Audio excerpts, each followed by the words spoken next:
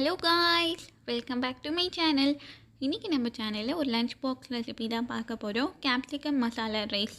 டக்குன்னு இந்த ரைஸை செஞ்சு முடிச்சிடலாம். வாங்க வீடியோக்குள்ளே போகலாம்.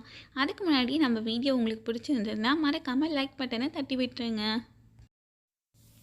நான்ஸ்டிக் கடாய் ப்ளேஸ் பண்ணிடலாம். ஸ்டவ்வில் 1 ஸ்பூன் அளவுக்கு ஆயில் சேர்த்தா போதும். ஆயில் நல்லா சூடாகிட்டக்கப்புறம் ஒரு 2 டீஸ்பூன் அளவுக்கு கடலைப்பருப்பு,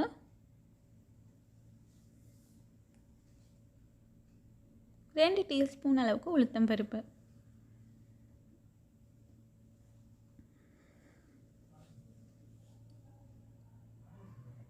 இது கரெக்டாக ஒரு டேபிள் ஸ்பூன் வரும். இப்போ 1 டேபிள் ஸ்பூன் அளவுக்கு ஜீரகம் சேர்த்துட்டு உங்கள் காரத்துக்கு ஏற்ற அளவுக்கு காஞ்ச மிளகா சேர்த்துக்கோங்க. நான் 5 காஞ்ச மிளகா சேர்த்துருக்கேன். தனியா 2 டேபிள் ஸ்பூன் அளவுக்கு சேர்த்துருக்கேன். சேர்த்துட்டு நல்லா சாட் பண்ணி விடுங்க. நம்ம சேர்த்துருக்கிறதோட ஃப்ளேவர் வரணும், அந்த வாசனை வர வரைக்கும் நல்லா சாட் பண்ணி விடுங்க. லோ ஃப்ளேம்லேயே வச்சு நல்லா சாட் பண்ணுங்கள். இது கூட கொஞ்சமாக புளி, ஒரு 2 இன்ச் புளியை இந்த மாதிரி கட் பண்ணி சேர்த்துக்கோங்க. கொஞ்சமாக மஞ்சத்தூள், பெருங்காயத்தூள், இந்த மசாலாக்கு ஏற்ற அளவுக்கு உப்பு சேர்த்துட்டு அந்த மஞ்சத்தூள் சேர்த்த வாசனை போயிட்டதுக்கப்புறம் ஃப்ளேம் ஆஃப் பண்ணிவிடுங்க. இதை நல்லா ஆற வச்சுட்டு மசாலாவை நல்லா அரைச்சி எடுத்துகிட்டு வந்துடலாம். கொஞ்சம் கோஸாக அரைச்சி எடுத்துக்கோங்க, நல்லாயிருக்கும்.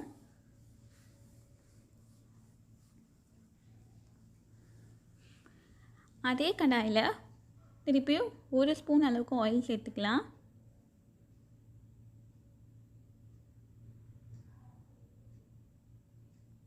ஆயில் நல்லா சூடாகிட்டதுக்கப்புறம் 2 மீடியம் சைஸ் வெங்காயத்தை சின்னதாக சாப் பண்ணி வச்சுருக்கேன், அதை சேர்த்துடலாம். சேர்த்துட்டு நல்லா கண்ணாடி பதம் வர வரைக்கும் நல்லா சாட் பண்ணி விடுங்க. இப்போ மெயின் இன்க்ரீடியண்ட் நம்மளோட கேப்சிகம். நான் இன்றைக்கி ஒரு பெரிய கேப்சிகத்தை சின்னதாக நறுக்கி வச்சுருக்கேன், அதை சேர்த்துடலாம். சேர்த்துட்டு கரெக்டாக 1 நிமிஷம் மட்டும் சாட் பண்ணி விடுங்க. ரொம்ப சாட் பண்ணணும் அவசியம் இல்லை. நம்ம அரைச்சி வச்சுருந்த மசாலா பொடியை இப்போ சேர்த்துடலாம். இது கரெக்டாக நான் 2 ஸ்பூன் அளவுக்கு எடுத்திருக்கேன். நான் எடுத்துக்கிற ஸ்பூன்லேருந்து 2 ஸ்பூன் சேர்த்துருக்கேன்.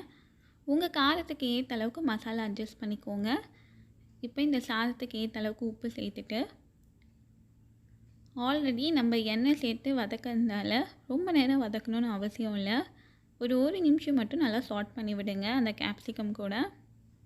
இப்போ சாதம் சேர்த்துடலாம். இந்த மசாலாவுக்கு ஏற்ற அளவுக்கு சாதம் சேர்த்துக்கோங்க.